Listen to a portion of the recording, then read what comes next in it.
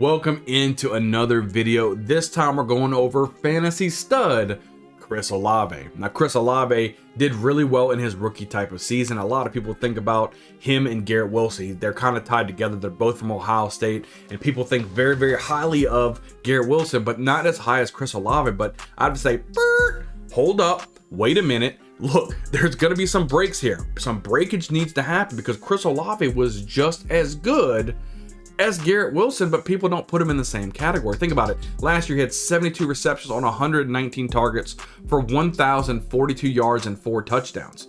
That's really close to what Garrett Wilson had. Let's go ahead and put up a side-by-side right now of these two guys. And you've got Garrett Wilson with 83 receptions, Chris Olave with 72 receptions. We've got Garrett Wilson had 147 receptions just compared to Chris Olave's 119. So that's almost 30 targets difference.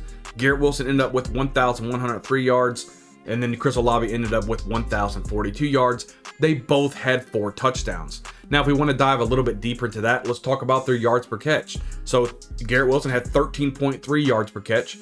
Chris Olave had 14.5 yards per catch. Just think about if he would have got the targets, an extra 30 targets on top of that, what could he have had for the yardage? It would have been outstanding. But let's look at the target share, right? The target share of the teams and receptions for Garrett Wilson, 25% of the team's targets. Chris Olave, 24% of the team's targets. So if you look at them, they're very comparable. They went to the same school. They have the same skill set, same speed, same size, things like that. They're very good wide receivers. So the question that I asked for a lot of people, if you guys are thinking so highly of Garrett Wilson, why are we not thinking so highly of Chris Olave? It just doesn't make sense for me.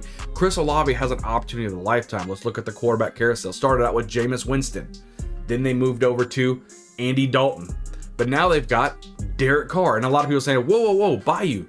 Derek Carr is not much better than Andy Dalton and Jameis Winston, but I beg to differ. I think Derek Carr has a lot more in the tank than these guys did. He's got a lot more moxie, and he wants to prove people wrong. Coming over from the Raiders pretty much didn't want him. It's like, again, yesterday's dirty diaper. They didn't want Derek Carr, and Derek Carr says, yo, I'm still a good, valuable quarterback in this league. It was almost, if you guys remember, Derek Carr almost ended up with the New York Jets, but the Jets wanted to wait on Aaron Rodgers, so Derek Carr's like, you don't appreciate me? I'm going to New Orleans.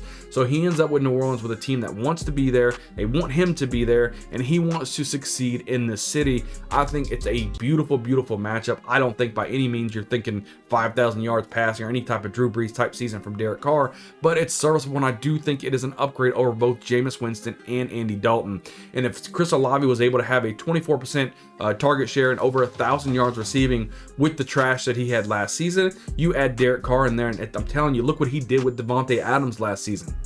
Not saying that they went to the Super Bowl or anything, but Davante Adams had a stud type of season, and I think Chris Olave will have the same type of season that Davante Adams had in Oakland, or Oakland, used to be Oakland, in Las Vegas. So I do like Chris Olave here. A lot of people are sleeping on this guy. I would say get him on your football team. As you see the comparisons between him and Garrett Wilson, it's really the same, and somebody you can get as a little bit more of a value in your dynasty leagues and in your redraft leagues. Go get Chris Olave. You won't be surprised or that he ends up in probably the top 5 to at least top 10 wide receivers. I think he's got the skill set to be a top 5 wide receiver in this football league, and we'll see what happens in 2023. But that's all I have today for the fantasy stud for Chris Olave. Guys, we're putting out weekly videos each and every week. If you guys agree with me or disagree with me, leave it down in the comments below. I love to have a conversation with you guys. What do you guys think about Chris Olave, and what do you think he will be able to achieve in 2023? Hit a like on this video if you could.